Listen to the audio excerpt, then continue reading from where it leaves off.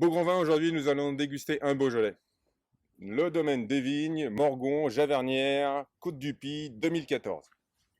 Donc le Beaujolais c'est quoi? Pour beaucoup, c'est le vin qu'on goûte au mois de novembre, qui a un goût de banane et parfois qui file mal à la tête. Mais ça serait un peu simpliste de se limiter à cette vision du Beaujolais. En fait, le Beaujolais c'est une région assez fantastique qui progresse énormément. Il y a toute une génération qui arrive et qui est en train d'élever et d'essayer de transformer l'image qui est donnée de cette région en produisant des vins qui sont de plus en plus passionnants. Le domaine des vignes, c'est pas compliqué, c'est probablement le meilleur domaine du Beaujolais. C'est un domaine qui vient d'avoir d'ailleurs sa 4e étoile dans le guide Béthane de Sauve.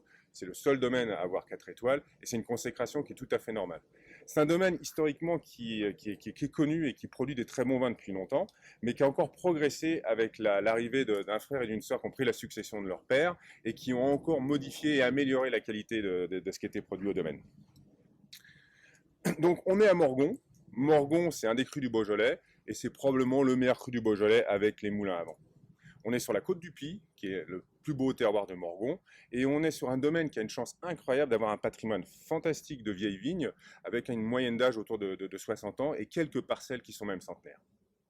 On est sur le millésime 2014, qui est un millésime très réussi dans la région, parce qu'il a cette particularité d'être mûr, les raisins étaient parfaitement mûrs, mais ont gardé de l'acidité qui va garder cette fraîcheur au vin. Donc on va le goûter.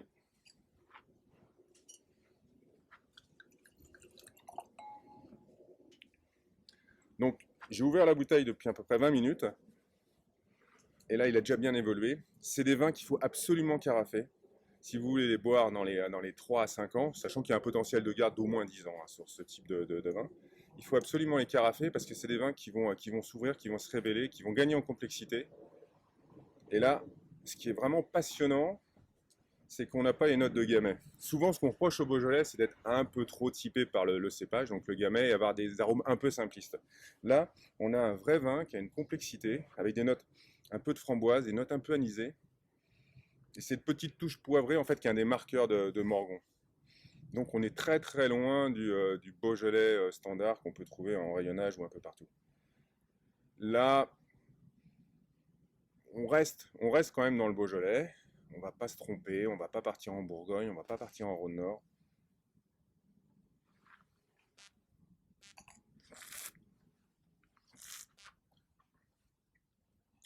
En fait, c'est très délicat.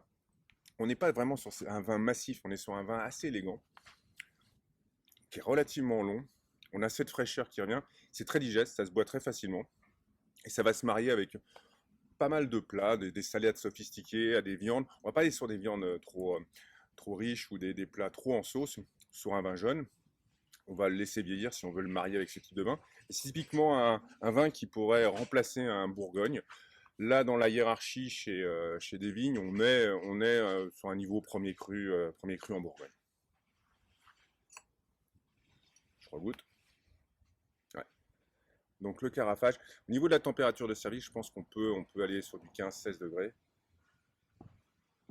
Et là, c'est vraiment le vin pour surprendre. Si vous avez des amis qui ont des a priori sur cette région, c'est à servir en carafe déjà pour cacher l'étiquette et puis avoir un peu leur réaction.